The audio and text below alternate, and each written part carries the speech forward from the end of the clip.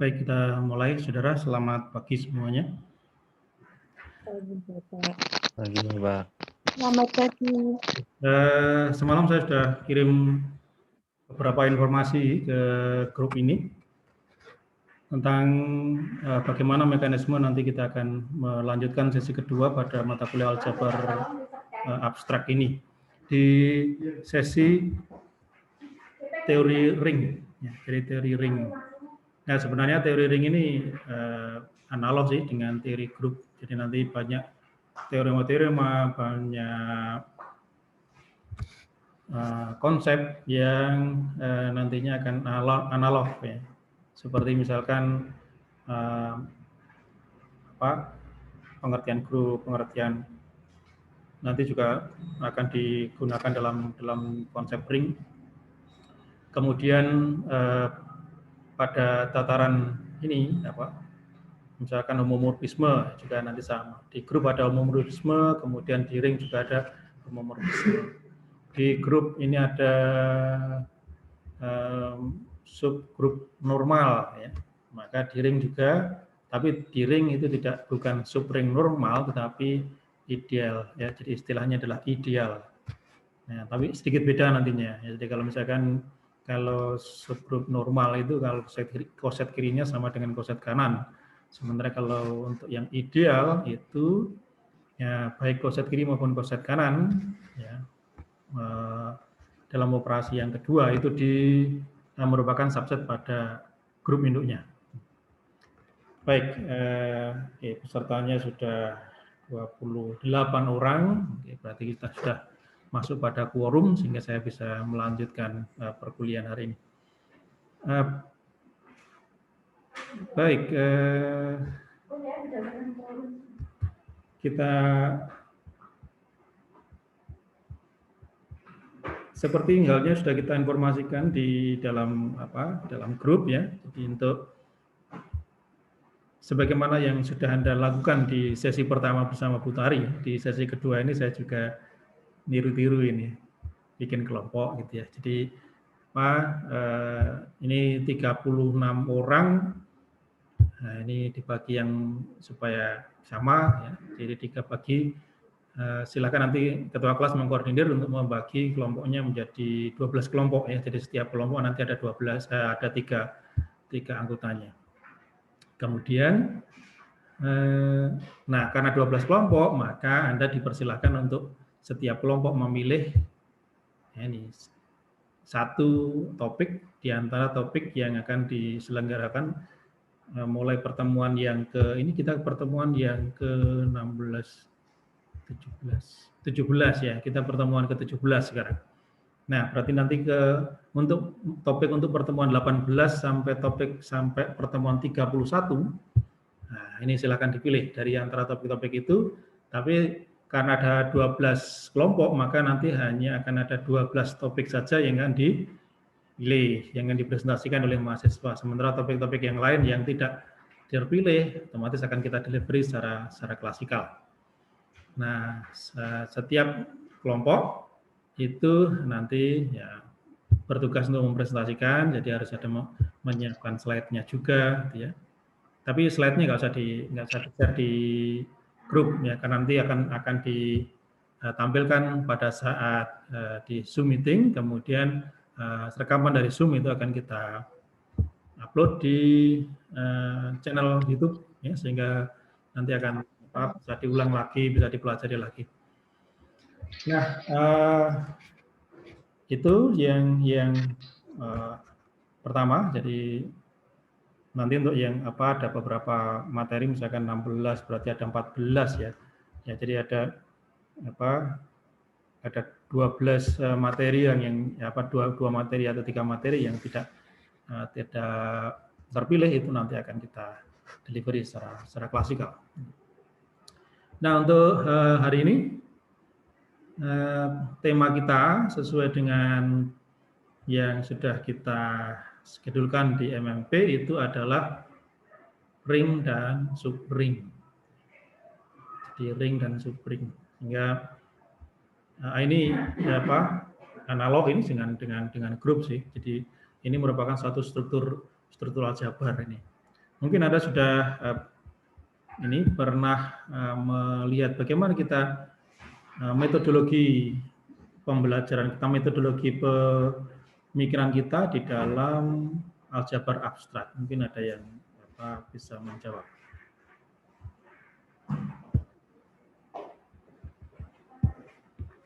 Ya, apa yang menjadi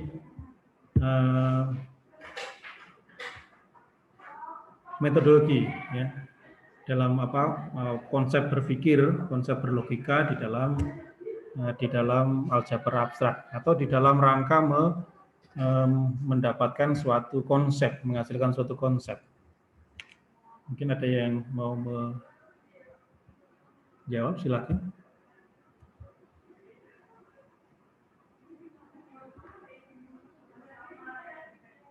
Jadi selama ini kan kita belajar mengenai apa yang di sesi pertama teori grup ya. Jadi ada grup, kemudian subgrup, lalu ada grup-grup yang khusus ya, ada grup permutasi, ada grup siklik, kemudian ada koset ya, kemudian teorema Lagrange yang nantinya akan teorema ini akan mengatur, mendefinisikan atau menetapkan ya, atau memberikan petunjuk tentang bagaimana hubungan antara ordo dari grup dengan ordo dari subgrupnya. Tuh, sehingga kalau misalkan grupnya itu berordo 6 misalkan, maka subgrupnya itu kalau enggak berordo 1, berordo 2, 3 atau 6 ya. Jadi kalau misalkan ada yang menyebutkan subgrup menemukan subgrup yang berordo 4 gitu ya, nah pasti salah. Karena 4 bukan merupakan faktor dari 6. Oke, itu ada grup, ada kemudian ada homomorfisme ya, ada homomorfisme. Ya, di dalam teori grup kita hanya berkutat dengan 4 aksioma yang harus dipenuhi oleh suatu struktur aljabar itu akan menjadi sebuah grup, hanya 4 aksioma saja. Ini. Nah, sekarang kalau misalkan di teori ring, nah, karena di dalam teori ring itu ada dua operasi biner, ya, maka aksiomanya kita apa lagi? Jadi ada 8 aksioma yang harus dipenuhi oleh suatu struktur aljabar agar dia menjadi sebuah ring. Begitu. Nah, oke, sebelum kita masuk ke sana, maka ini apa sih yang metodologi yang digunakan dalam aljabar abstrak itu untuk menghasilkan konsep-konsep ini. Nah, pola berpikir kita itu adalah di dalam aljabar abstrak ini adalah pola berpikirnya ini abstraksi dan generalisasi. Abstraksi dan generalisasi.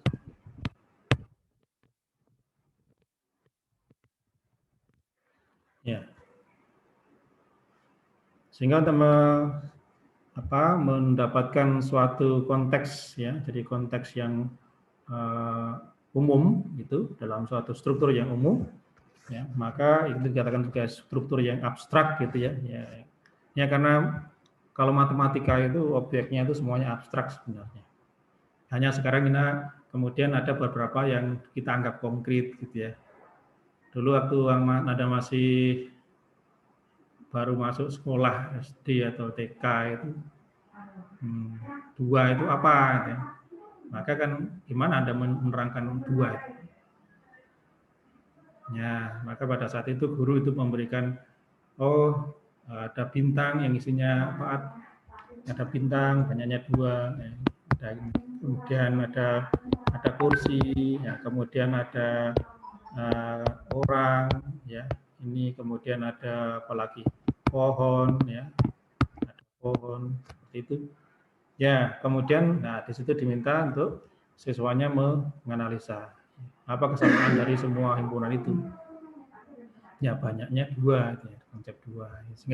Sehingga setelah tahu lalu baru kemudian diajarkan mengenai lambang bilangannya. Kalau begitu ini semuanya bisa diwakili dengan lambang seperti itu. Ya, jadi dan sekarang salah 2 puluhan, ribuan, ratusan ribu, ya, jutaan, itu sudah bukan lagi yang abstrak bagi kita ya, sudah konkret ya. Padahal itu sebenarnya konsepnya masih konsep abstrak. Ya, sekarang sudah konkret. Nah, sehingga dengan demikian abstraksi itu adalah proses ya. Jadi kita menyusun ya sifat-sifat dari suatu grup, suatu struktur ya yang berawal dari himpunan-himpunan konkret. Seperti misalkan, oke, kita melihat ini himpunan bilangan bulat. Nah, Anda tahu sekarang bilangan bulat itu yang bagaimana ya. 0, 1, 2, 3, negatif 1, dan seterusnya. Ya. Kemudian himpunan bilangan real, himpunan bilangan rasional, himpunan bilangan juga, himpunan bilangan matriks, himpunan matriks, ya, himpunan matriks dengan entry-entry-nya real pada ukurannya 2x2, atau himpunan fungsi, ya, fungsi dari ini, dari himpunan real ke himpunan real, itu seperti itu, macam-macam, ya, fungsi, himpunan kompleks, ya, dan lain-lain. Kemudian dari masing-masing himpunan itu, ini kemudian kita buat apa sih sifat-sifat dasarnya, ya. Seperti misalkan, dalam himpunan bilangan bulat itu pertama dia misalkan kalau bilangan bulat tambah bilangan bulat itu hasilnya juga bilangan bulat. Gitu. Kemudian operasi penjumlahan dalam bilangan bulat, misalkan operasi ini, jadi operasi binernya adalah penjumlahan ya dalam bilangan bulat, maka bersifat asosiatif. Kemudian ada 0 ya yang menjadi elemen netralnya dalam bilangan bulat, operasi jumlahan. Kemudian setiap elemen dalam bilangan bulat pasti punya negatif. Ya, jadi ada itu. Jadi ada tertutup, asosiatif, ada elemen identitas, dan ada inverse. Demikian juga pada bilangan real juga demikian ya. Operasinya boleh penjumlahan juga, boleh. Ini juga bilangan real, kalau ditambah dengan bilangan real juga hasilnya bilangan real. Kemudian ada asosiatif juga. Kemudian ada 0 juga yang juga merupakan bilangan real. Kemudian setiap bilangan real pasti punya negatif. Itu. Nah, kemudian nanti juga ada bilangan real yang dikeluarkan elemen L-nya. Boleh. Ya, ini bilangan real yang dikeluarkan elemen L-nya. Itu juga demikian ya. Ya, kalau ini terhadap operasi perkalian, ya, terhadap operasi perkalian, maka bilangan real kalau dikalikan dengan bilangan real juga tetap bilangan real sehingga tertutup. Kemudian operasi perkalian pada bilangan real juga bersifat asosiatif. Kemudian ada elemen satuan, ini 1. Ya, semua kalau dikalikan dengan 1 tidak akan berubah nilainya. Kemudian setiap bilangan real pasti punya inverse. Ya, jadi misalkan 2 dengan 1/2, 3 dengan 1/3, ya, 6 dengan 1/6.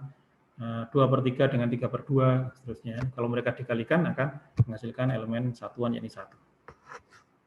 Oke, di bilangan rasional juga sama. Ya. Di himpunan matriks juga sama. Himpunan matriks produk 2x2, entry-entry-nya real.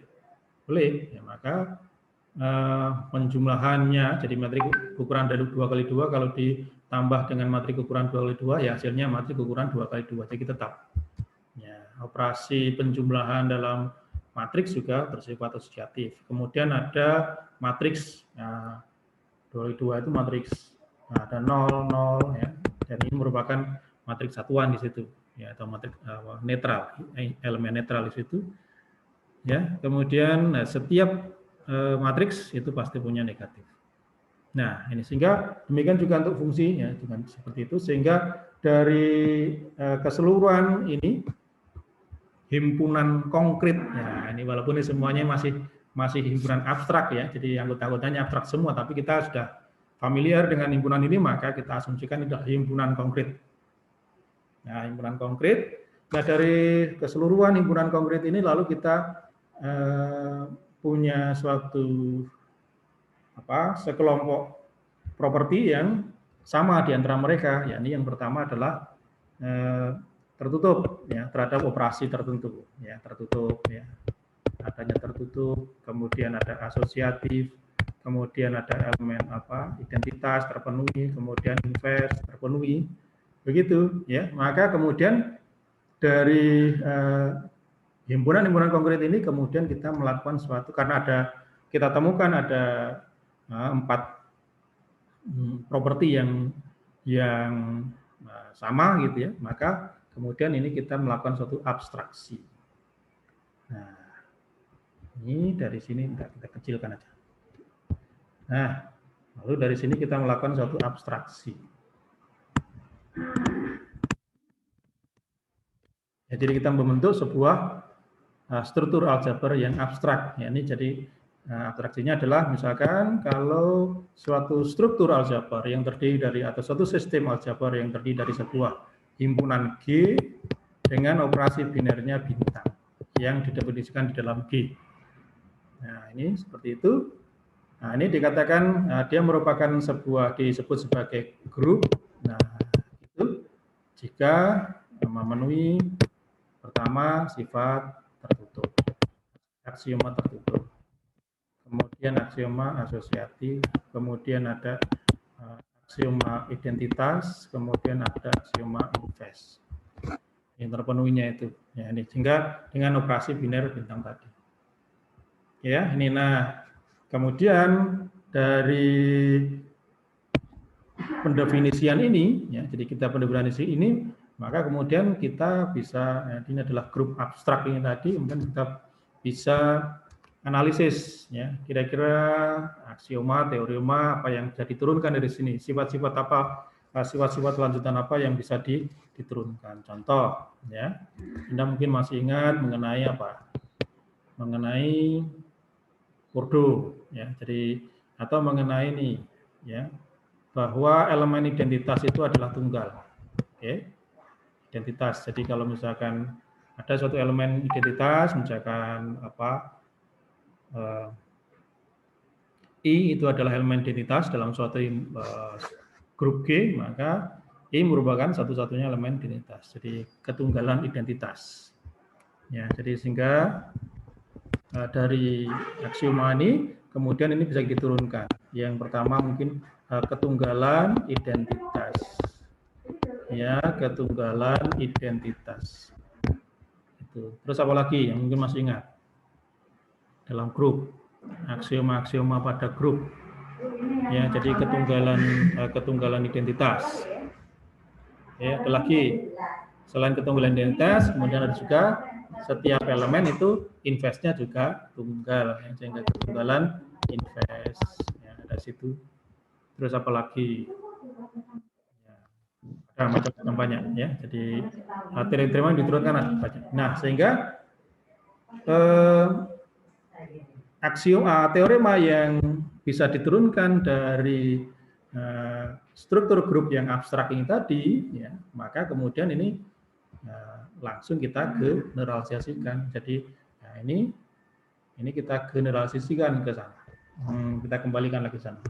Yang ini dalam artian adalah sebuah generalisasi.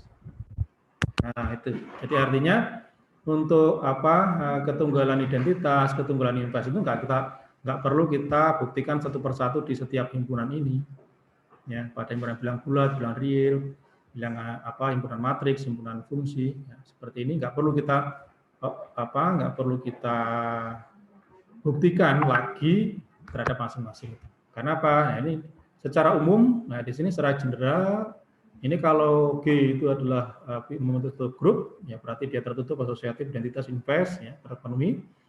Ya, maka kalau itu terpenuhi, maka kemudian akan muncul menghasilkan ya ketunggalan invest, ini ketunggalan identitas seperti itu. Nah, ini kemudian kita tinggal generalis saja seperti itu. Ya, jadi kita nyatakan ini. Seperti itu. Jadi ini adalah pola berpikir di dalam aljabar abstrak. Ritme yang digunakan di dalam aljabar abstrak di mana kita ini mengkonstruksi sesuatu. Mengkonstruksi suatu konsep, ya kemudian dari konsep abstrak tadi lalu kita analisis, ya muncul properti apa saja yang kemudian kita bisa generalisasikan ke ini, ya, generalisasikan ke masing-masing himpunan abstrak tadi ya, ini seperti itu. Jadi kita nggak perlu ini. Ya, jadi karena sesuatu yang sama ini. Nah, demikian juga yang tadi dengan satu elemen tunggal ya, atau satu operasi biner ya, satu operasi biner. Jadi satu himpunan dengan satu operasi biner. Ini ya, seperti itu. Demikian juga pada sesi misalkan struktur aljabar itu merupakan struktur ring ya, ring. Ya, maka sama saja kita juga seperti cuma di sini operasinya ditambah. Jadi ada dua operasi ya. Jadi operasi yang sering kita sebut operasi jumlahan dan operasi perkalian. Itu ada dua operasi yang ini sehingga kalau misalkan dalam struktur ya, jadi nah ini apa namanya, misalkan ini operasinya adalah dalam operasi bilangan bulat, ini penjumlahan dan perkalian. Oke, penjumlahan dan perkalian sini dan oke, maka kalau sudah ditambah lagi satu operasi misalkan ada perkalian di sini, maka ya, tidak hanya ini saja. Ya. Jadi ternyata tidak hanya tertutup asosiatif dan identitas invest, tapi juga berikutnya muncul lagi di sini ada ini terhadap operasi jumlahan itu dia akan merupakan komutatif. Ya, ini komutatif. Gitu ya ini. Nah, kemudian terhadap operasi yang perkaliannya dia juga tertutup. Nah, ini terhadap operasi yang pertama. Kemudian terhadap operasi perkaliannya dia juga bersifat tertutup, kemudian juga asosiatif. Ya, kemudian ada hubungan antara penjumlahan dan perkalian. Ya, jadi ada distributif. Nah, distributif perkalian terhadap penjumlahan. Dan itu berlaku untuk semua ini. Jadi ternyata di R, ya, jadi di himpunan bilangan real itu juga berlaku penjumlahan dan perkaliannya juga ini ada 8 aksioma ini yang dipenuhi. Bilangan rasional juga demikian, ada 8 aksioma ini juga terpenuhi. Di dalam matriks ya ini juga 8 aksioma terpenuhi. Di dalam himpunan fungsi ini juga 8 aksioma terpenuhi. Nah, oke, sehingga karena 8 aksioma terpenuhi lalu kita melakukan suatu abstraksi dan abstraksinya sekarang ini dikembangkan tidak hanya dengan ini ya, jadi tidak hanya terhadap satu operasi biner ya, misalkan satu himpunan R ya dengan operasi binernya ini apa. Nah, ini yang perlu kita tekankan, operasi biner pertama ya misalkan crash ya dengan penjumlahan perkalian nanti apa akan tumpang tindih misalkan ya. Jadi dikiranya ini adalah operasi penjumlahan atau perkalian biasa. Ya, kemudian operasi yang kedua ya misalkan kita lambangkan dengan operasi bintang. Ya, ini seperti itu. Nah, sehingga di dalam suatu struktur aljabar yang terdiri dari satu himpunan R dengan 2 operasi biner. Operasi biner pertama yakni crash, operasi biner yang kedua adalah bintang. Maka ini kita sebut struktur ini kita sebut sebagai ring. Ya, jika ya, ini terhadap operasi yang pertama itu adalah tertutup, ya, asosiatif, identitas invest dan komutatif. Ya, jadi komutatif di sini operasinya operasi yang pertama ini. Kemudian untuk operasi biner yang keduanya sifatnya tertutup, ya, tertutup dan asosiatif. Ya. Kemudian ada distributif, ya, distributif untuk operasi yang kedua terhadap operasi yang pertama. Ini. Ya, ini sehingga ada 8 aksioma ya karena ada 2 ini, tambah lagi jadi ada tambahan satu operasi biner dalam satu ring kita tambahkan ya, maka kemudian ada tambahan lagi aksioma-aksioma ini sehingga dengan demikian ini adalah abstraksinya seperti itu. Nanti juga sama ya, sama juga nanti dari sini akan muncul ketunggalan identitas, ketunggalan invest, kemudian ada apa namanya, ada ordo juga, kemudian apa yang menjadi aksioma-aksioma lanjutan yang diturunkan dari ring ini, maka nanti akan menjadi generalisakan juga ke sini. Ya, jadi intinya pola atau alur berpikir di dalam jabar abstrak, di dalam penyusunan atau konstruksi sebuah konsep itu berlangsung dengan cara abstraksi dan generalisasi. Oke ya, itu ya, seperti itu gambarannya. Nah, oke, sehingga sekarang kita masuk pada ring. Ring itu kalau di bahasa Indonesia kan ada juga dalam beberapa buku yang membahasakan ring ya. Jadi kalau kita sebenarnya lebih enak karena ini universal ya. Orang Barat pun juga kan, orang Inggris itu juga menamai juga ring, orang India juga akan menamai dia ring gitu ya. Hanya saja di Indonesia kita punya istilah sendiri ya. Ini kemudian di Indonesiakan ya. Kalau ring itu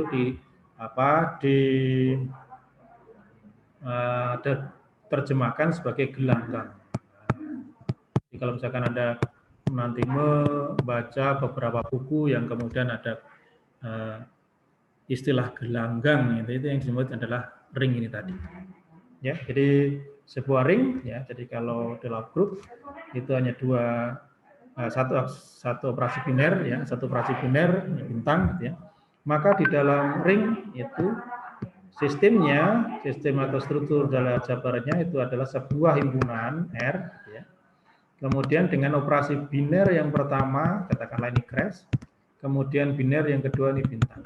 Nah, dalam beberapa buku mereka mengistilahkan atau bahkan juga dalam textbook berbahasa Inggris juga mereka addition dan multiplication. Jadi penjumlahan dan perkalian. Ya, jadi ini operasi penjumlahan dan perkalian. Itu untuk lebih memudahkan saja gitu ya. Tapi sebenarnya dari terminologi itu ya, dari terminologi itu kita sebenarnya diajak untuk operasi jumlahan dan operasi perkalian yang ada di situ itu tidak dimaksudkan sebagai operasi penjumlahan dan perkalian biasa yang kita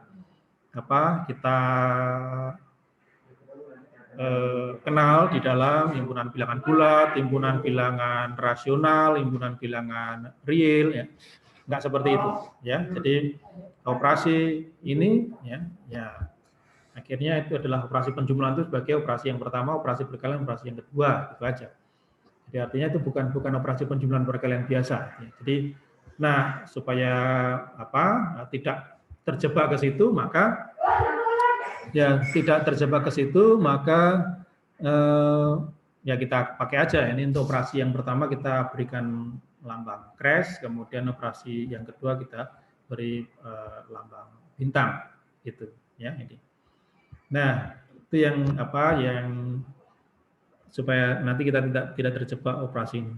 Bahkan nanti bisa jadi kalau misalkan dimunculkan juga operasi perkalian biasa di dalam misalkan struktur real itu bisa kita gunakan sebagai operasi yang pertama, operasi penjumlahannya bisa operasi yang kedua, nah begitu. Nah sehingga dengan demikian ini bisa kita gunakan istilah tadi. Jadi ini, oke ya ini. Nah sehingga struktur ring, maka ada merupakan ini, jadi sistem ini bisa disebut sebagai ring. Ini jika yang pertama, jadi artinya ini disebut ring itu jika kelompok yang pertama struktur R dengan operasi biner yang pertama ini harus merupakan sebuah grup komutatif. Ini harus merupakan grup komutatif. Kemudian yang kedua R terhadap operasi yang kedua, operasi bintang, itu dia harus sifatnya tertutup dan asosiatif. Oke, kemudian untuk yang ketiga, nah itu ada sifat atau aksioma ini. Operasi yang kedua itu bersifat distributif, ya.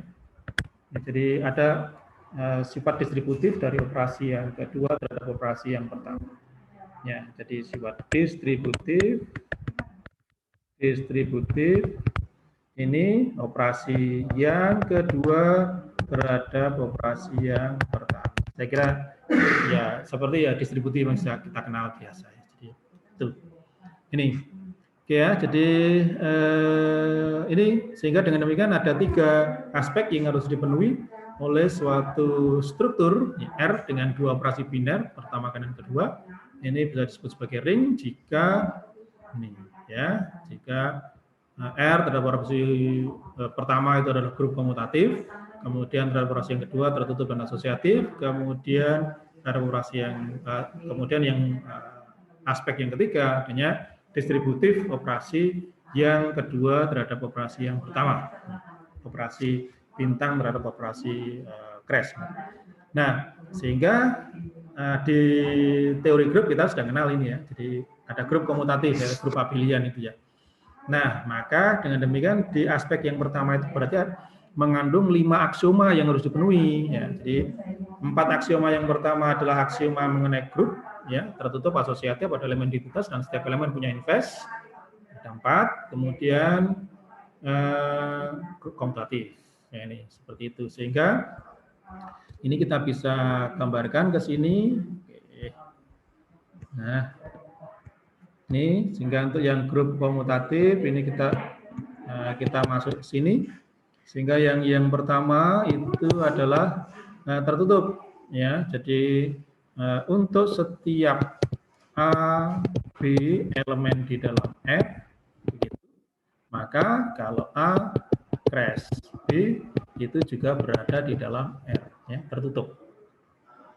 Itu ya. Nah, kemudian yang kedua asosiatif, ya, untuk setiap A, B, C elemen di dalam R, ya, ini asosiatif akan berlaku bahwa jadi A crash B kemudian crash C ini akan sama dengan A crash B crash C. Oke, seperti itu. Kemudian yang ketiga, yang ketiga itu adalah ada. Nah, ini nggak boleh terbalik ini ya, nggak boleh terbalik. Ada suatu ini ya, elemen katakanlah elemen 0 begitu ya. Jadi elemen netral di sini ya, sehingga untuk setiap A elemen R akan berlaku A 0 itu sama dengan 0, crash A itu sama dengan A. Ini aksioma identitas, aksioma identitas. Kemudian, ini sudah hampir separuh ini perjalanan ini, waktu kita hanya 1 jam 10 menit nih sekarang. Oke, kita langsung ini 4 ya. Kemudian, nah ini harus nggak boleh balik. Kalau yang sekarang untuk setiap A elemen R maka ada, nah, misalkan kita akan minus A itu elemen, atau kita punya invers ya. Ini jadi ada A invers ya yang juga berada di dalam R sedemikian hingga A ya crash invers sama dengan A invers crash A itu akan sama dengan elemen identitas. Ya, jadi elemen identitas. Oke ya, seperti itu. Nah, ini mungkin akan ada baiknya kalau misalkan saya nggak menggunakan istilah nol ya, supaya tidak jumbuh dengan itu. Jadi identitasnya biasanya Pak E ya.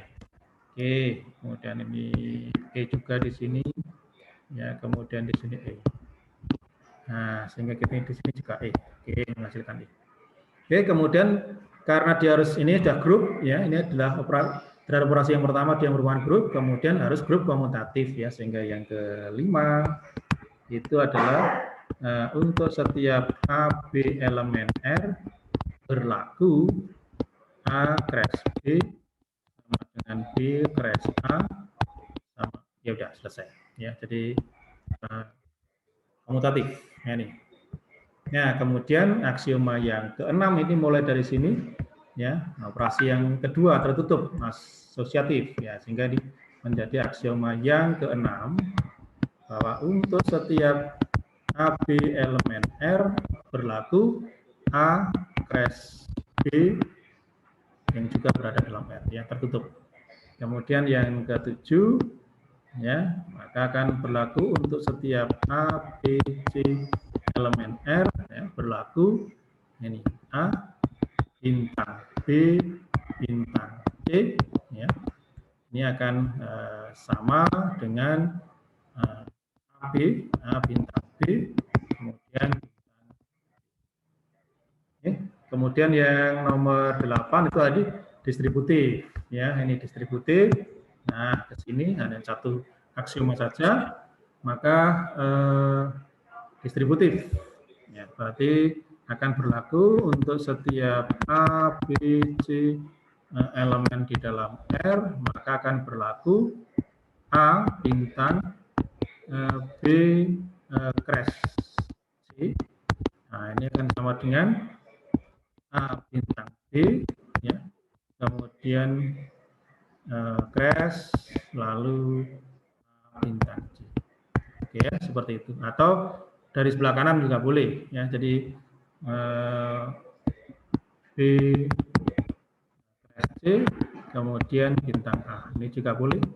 Ya, berarti ini adalah B bintang A, ya. Kemudian crash, kemudian C bintang, begitu, ya. Jadi ada 8 aksioma yang dipenuhi oleh sebuah ring, ya. Jadi ada 8 aksioma ini harus dipenuhi oleh ring, ya. Operasi yang pertama tertutup asosiatif, ya, ini. Kemudian ada elemen identitas dan setiap elemen punya inverse, kemudian komutatif, ya.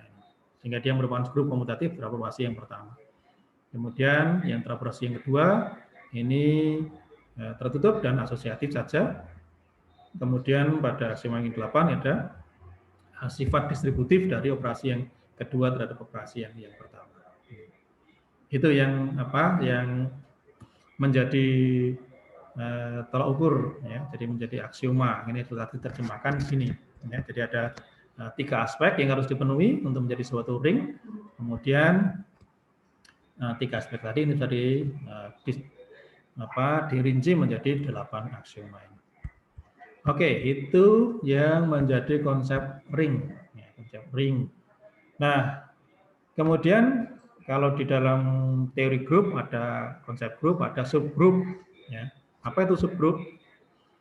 Grup itu ya grup di dalam grup, ya. Jadi dia merupakan subset dulu, ya, harus subset dulu. Nah, kemudian kalau dia harus memenuhi aksioma grup. Demikian juga untuk yang subring, ya, ini konteks pada subring juga sama. Subring itu ya berarti ring di dalam ring, ya. Jadi kalau misalkan kita punya ring R ini, kemudian ada subsetnya ini S, ya, jadi subset dari ring itu adalah S, maka kita katakan bahwa S itu merupakan suatu merupakan subring, ya. Jadi kalau S sendiri juga harus memenuhi semua aksioma ring, begitu, ya, ini jadi harus memenuhi itu. Nah, tetapi dalam kapasitas S itu sebagai subset dari R, maka ada beberapa aksioma yang akan diturunkan, gitu, ya. Jadi aksioma ring itu bisa dikategorikan ke dalam 2 ini. Jadi aksioma ring, nah kita lihat aja di sini. Nah, aksioma ring, aksioma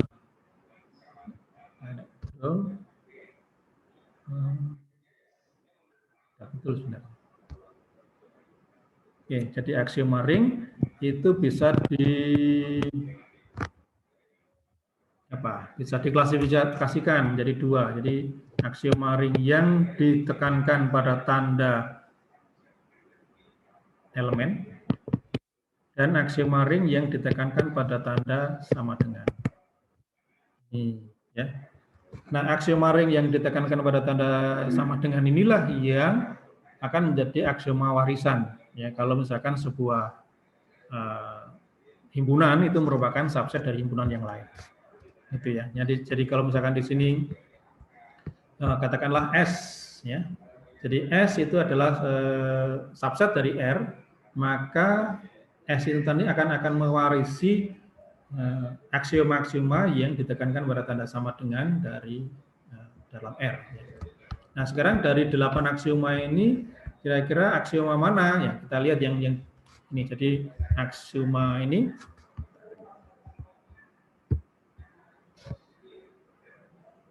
jadi ini adalah aksioma warisan ya. Jadi di sini adalah aksioma warisan.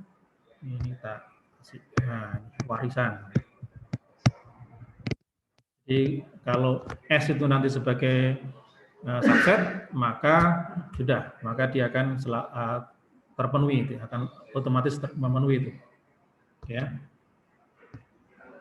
Nah, sekarang kalau sama dengan ya, jadi yang sama dengan. Kita lihat di sini ya. Aksioma yang pertama, nah ini tidak ditekankan pada sama dengan, justru ditekankan pada tanda elemen supaya kalau misalkan ada A, B elemen dalam R, hasil operasinya itu harus berada dalam R. Ya. Nah, untuk lebih singkatnya kita merefer aja, ini kan ini sudah merupakan grup ya. Ya, untuk subgrup ya kita tahu bahwa kita ingat lagi mesti ingat lagi mana yang merupakan aksioma-aksioma yang diwariskan. Aksioma yang diwariskan adalah ya aksioma yang kedua, ini distributif asosiatif, ini diwariskan. Kemudian ini jelas ya, yang nomor 5 itu juga akan jelas diwariskan ya. Ya, yang penting apapun yang terjadi yang penting A crash B itu nilainya sama dengan B crash A. Nah, di sini juga demikian, apapun yang terjadi A crash B crash C itu nilainya akan sama dengan A crash B crash C. Ini. Nah, tetapi kalau yang bertanda subset ini belum tentu diwariskan. Contoh, misalkan, ya, katakanlah kalau A crash B misalkan, ya, misalkan AB berada dalam R, misalkan seperti itu. Ya, jadi A, B berada dalam R, kemudian A crash B itu berada dalam R juga. Ya, ini. Nah, sekarang kalau misalkan kita punya katakanlah X dan Y elemen di dalam S, ya maka apa? X crash Y itu juga harus berada di dalam S. Ya. Tapi secara umum kan bisa jadi, ya X dan Y tadi kan elemen S, maka dia juga elemen di dalam R. Nah, kalau di dalam R itu berlaku tertutup operasi crash, maka X crash Y itu berada juga di dalam R. Tetapi ya, katakanlah misalkan X crash Y itu katakanlah Z. Ya. Tapi kan Z-nya itu ya, bisa aja di sini. Ya, kalau itu yang terjadi, dia tetap berada di dalam R, tetapi di luar S. Ya, ini maka S ini tidak memenuhi aksioma yang pertama. Maka supaya memenuhi aksioma yang pertama, maka Z-nya harus berada di sini. Begitu. Ya, sehingga itu gambarannya. Sehingga dengan demikian, kalau Anda masih ingat di sini, ini sudah aksioma nomor 5 ini pasti akan diturunkan ya. Kemudian maka untuk aksioma nomor 1, 2, 3, 4 yang dia merupakan sebuah grup ini, Anda ingat di situ tinggal satu aksioma ya. Jadi tertutup, kemudian ada elemen identitas, kemudian setiap elemen punya inverse ya, dengan memenuhi 1 dan 4 maka 3 akan terpenuhi, gitu kan? Ini 1 dan 4 maka 3 terpenuhi. Nah, kemudian sehingga 1 dan 4 saja, tinggal 1 dan 4 saja. Nah, tetapi kemudian kalau kita punya A, B elemen di dalam R, maka itu bisa diringkas ya. Jadi bisa diringkas ke dalam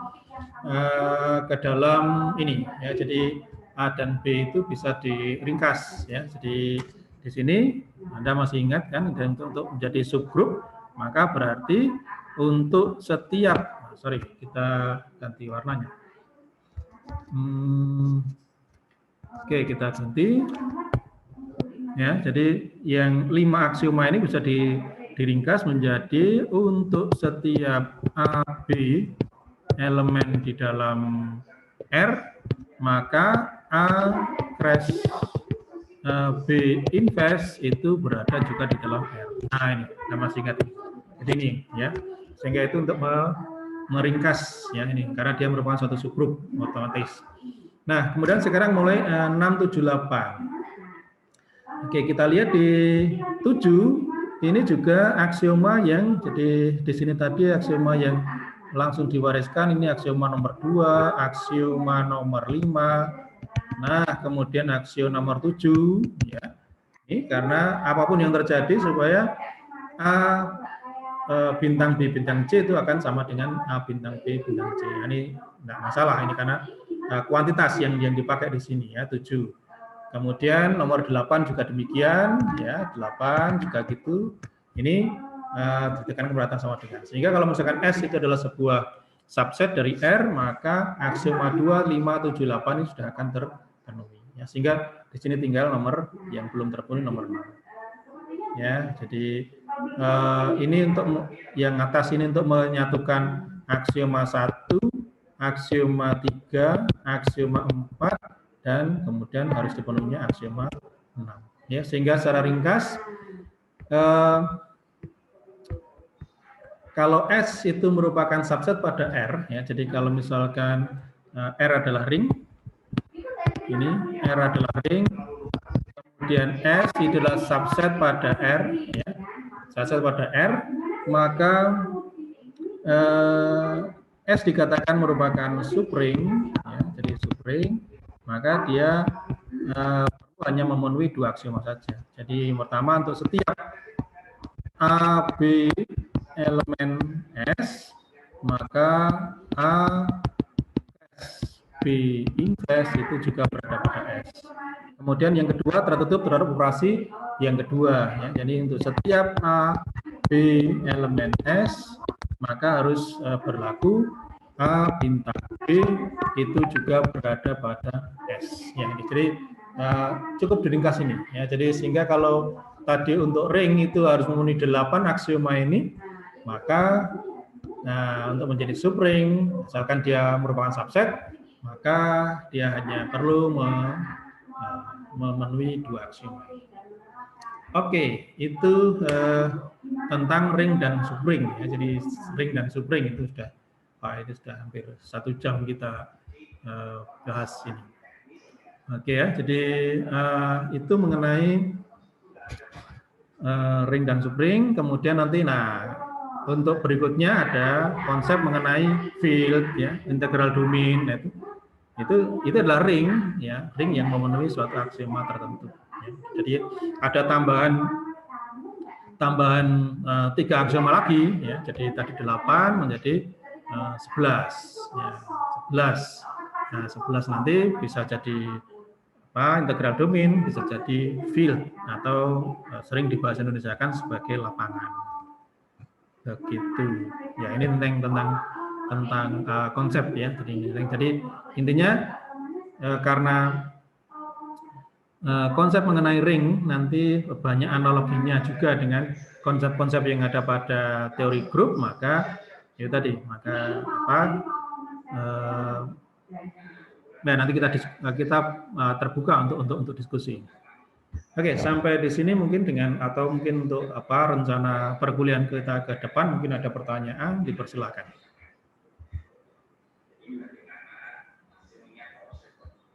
Ya, mungkin ada yang ditanyakan sampai sejauh ini.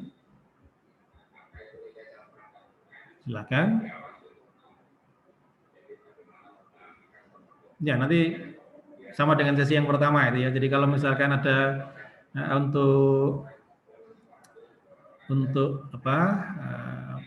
ada yang mempresentasikan suatu materi, ya, satu kelompok yang mempresentasikan suatu materi. Nah, itu kelompok itu juga akan mencatat, ya, untuk keaktifan, ya, siapa-siapa saja yang bertanya, siapa-siapa saja yang menjawab, ya, siapa-siapa saja yang memberikan komentar atau masukan terhadap dalam diskusi itu. Ya, ini sehingga ini juga merupakan suatu penilaian juga di dalam mata kuliah. Oke, mungkin tentang ini teori ring dulu. Jadi ini awal dari teori. Jadi kita tadi bicara mengenai bagaimana apa kita perlukan ya. Jadi kita perlukan dalam kita membahas bagaimana sih pola pikir ya, algoritma metodologi yang digunakan di dalam menurunkan konsep-konsep yang ada pada aljabar abstrak itu apa saja gitu ya. Nah, tadi kita sudah melihat pola abstraksi dan generalisasi. Jadi berjalannya pola pikirnya itu adalah abstraksi dan generalisasi. Begitu. Nah, kemudian nanti kita akan bisa bahas lebih lanjut lagi. Jadi banyak analoginya ya. Jadi banyak analoginya. Jadi kalau di dalam grup ada pengertian grup, ya ada pengertian ring. Kemudian ada subgroup, ada subring juga di sini. Kemudian nanti ada homomorfisme grup, juga ada homomorfisme ring. Kemudian ada teorema dasar homomorfisme pada grup. Di ring juga ada teorema dasar homomorfisme. Kemudian di grup ada ini ada namanya subgroup normal. Ya, maka di dalam ring juga ada bukan subring normal, tapi itu adalah ideal. Hanya konsepnya sedikit berbeda. Begitu. Nah, kemudian kalau masalah koset, nah juga sama. Nanti kita di ring itu nanti juga ada koset, ya, ada koset. Tapi untuk ideal itu kita pakai ini. Kalau yang pada grup itu yang penting karena hanya satu operasi biner, maka kosetnya ya pokoknya koset kiri dan koset kanan sama. Jadi, maka dia akan membuat satu subgroup. Nah, sekarang kalau misalkan di ring, ya, maka karena ada dua operasi biner, ya. Maka untuk menentukan apakah dia adalah ideal atau bukan, maka yang digunakan patokan adalah koset terhadap operasi yang kedua. Nah, ini. Kalau sebab koset operasi yang pertama pasti komutatif, ya, jadi operasi. Kenapa? Karena dia adalah operasi terhadap operasi pertama, dia adalah grup komutatif, maka koset terhadap operasi yang pertama pasti komutatif. Nih. Tapi kalau misalkan operasi yang kedua, nah, belum tentu komutatif. Nanti kalau dia sudah jadi sudah jadi integral domain atau field, maka pasti akan pasti komutatif operasi yang keduanya. Tapi kalau masih ring, maka operasi yang keduanya belum tentu komutatif. Ya, sehingga yang dipakai di situ nanti adalah koset terhadap operasi yang kedua, sama. Nanti akan untuk bisa mendapatkan ideal, koset operasi yang keduanya itu akan menjadi subset terhadap ring induknya. Nah, dia akan baik koset kanan maupun koset kiri, itu akan sehingga akan menjadi sebuah koset dari subring tadi itu akan menjadi sebuah ideal. Di subring tadi yang koset kiri koset kanannya akan menjadi subset pada subring tadi, maka subring tadi akan merupakan suatu ideal. Begitu ya. Jadi banyak ya, jadi banyak hal yang ada di dalam konsep teori grup nanti akan bisa kita adopsi, kita analogikan dengan apa yang teori ring. Gitu. Oke, mungkin dari sini ada pertanyaan. Ketua kelasnya siapa ini? Saya, Bapak. Dimas. Oke, Dimas Agung ya. G. Ya, oke, sudah membaca pesan saya yang tadi malam ya? Sudah, Bapak. Oke, ya. Jadi tolong nanti ini dikoordinir untuk dibentuk 12 kelompok ya, berarti setiap kelompoknya ada 3 orang ya. Di grup juga sudah saya berikan isian itu, jadi kelompok 1, 2 sampai 12 itu anggotanya siapa saja ya, kemudian materinya apa. Nah, itu nanti akan presentasi pada pertemuannya. Untuk pertemuan keberapa itu sesuaikan dengan jadwal materinya ya, jadwal topiknya. Jadi nanti dibentuk nih. Jadi kan dari pertemuan sekarang pertemuan ke 17 ya, sekarang 17 ya, mulai dari pertemuan 18 sampai pertemuan ke 31 gitu ya. Nah, itu silakan dipilih. Jadi mulai dari bahkan pertemuan berikutnya nanti kan integral domain, data field ya, seperti itu. Nah, silakan pilih di antara itu sampai ke materi yang terakhir, yakni tentang teorema dasar homomorfisme. Nah, ini. Oke. Nah, itu yang apa namanya, silakan dipilih dari situ. Ya, nanti kalau misalkan ada materi yang tidak terpilih, ya kita pilih secara klasik. Nah, tapi yang terpilih maka nanti akan kelompok itu yang nanti akan bertanggung jawab untuk memimpin diskusinya. Begitu. Izin bertanya, Bapak. Silakan. Berarti setiap kelompok itu bisa milih materi yang sama, Bapak? Enggak. Jadi artinya 12 kelompok itu milih, ya. Jadi milih materi antara pertemuan 18 sampai pertemuan 31. Sekarang 18, itu 17 sekarang. Ya, 18 sampai dengan 31. Itu ya, jadi tapi nggak boleh sama karena nanti kan harus presentasi pada saat ya. Jadi pada saat jadwalnya jadi sekarang silakan diundi ya, silakan diundi ya. Jadi ya kalau suatu materi sudah jatuh ke suatu kelompok ya nggak akan jatuh ke kelompok yang lain. Gitu, Bapak. Kemudian izin tanya lagi, Bapak. Silakan. Untuk PowerPoint-nya nanti itu dikasih latihan soal apa enggak ya, Bapak? Terserah sudah, silakan. Jadi artinya kelompok itu nanti yang akan kira-kira nanti akan yang dia sampaikan apa saja. Ya, termasuk misalkan contoh-contoh soal juga boleh. Ya, jadi silakan ini improvisasi dari setiap kelompok itu. Ya, jadi setelah mempelajari materinya, kemudian mungkin juga ada contoh-contoh soalnya, lalu bagaimana pendekatan mereka mempresentasikan itu adalah kreativitas dari masing-masing kelompoknya tadi. Ya, kita nanti kemudian ya udah dalam satu sesi itu kita diskusi tentang materi itu. Ya, kalau misalkan ada sesuatu yang keliru kita bisa luruskan. Kalau misalkan ada sesuatu yang atau mungkin ya kurang jelas itu bisa ditanyakan. Iya, baik Bapak. Izin tanya lagi nih Bapak. Silakan. Kemudian kan keaktifan itu dicatat oleh kelompok masing-masing yang presentasi, nggih Bapak. Itu nanti pengumpulan rekapannya itu dikirim di grup atau bagaimana? Seperti kalau itu boleh, nanti silakan di grup. Jadi begitu selesai presentasi, ya, kan mereka sudah punya catatan itu. Nah, selesai presentasi maka silakan grup itu, kelompok itu